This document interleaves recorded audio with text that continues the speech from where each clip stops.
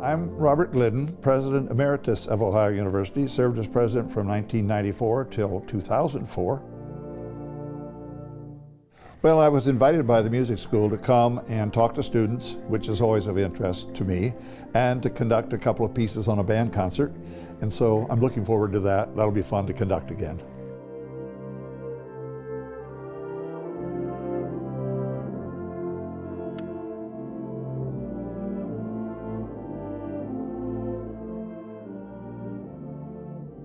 Ohio University has been a kind of lifeblood in many, many respects for Southeast Ohio. I can tell you that the more I get away from Ohio, the more I recognize what valuable faculty we have here in so many of those fields. The things that have been done in the sciences here and with research to bring jobs to the area has been really important, and I think there can be more of that in the future.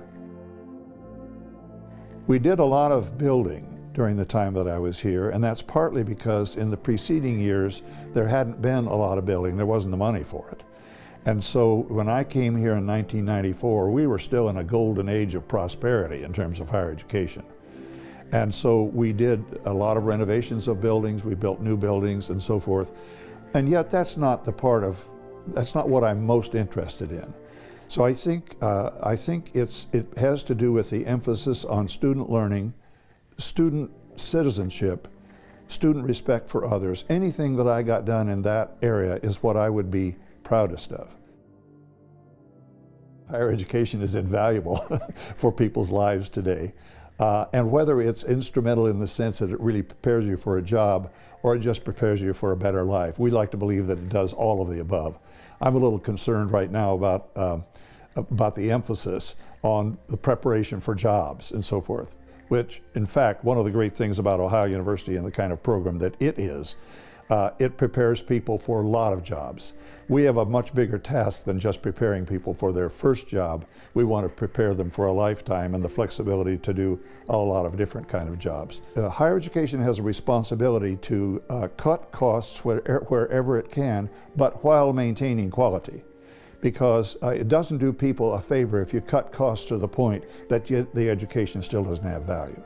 So that's always the difficult balance for university boards of trustees and administrators to determine, is how much can we cut in terms of amenities and still keep the quality of education, the quality of instruction and student learning that we want to have. That's the challenge. I've been involved in a lot of community work in the town where I live in Lexington, Virginia. Partly because I thought it was make-up time. You know, during the time one is a university dean and then provost and president, I didn't have time to do that sort of thing as much as I would have liked or should have. And so I've sort of been trying to make up for that. So I've been president of the United Way where I live, in the county where I live. I'm the vice chair of a community foundation in 3 counties in the area where I live. Been very involved in my church and activities there. My long-term goal is to live as long as John Baker. John Baker lived to be 104 years old. We celebrated his 100th birthday on the campus, as a matter of fact, with a grand celebration.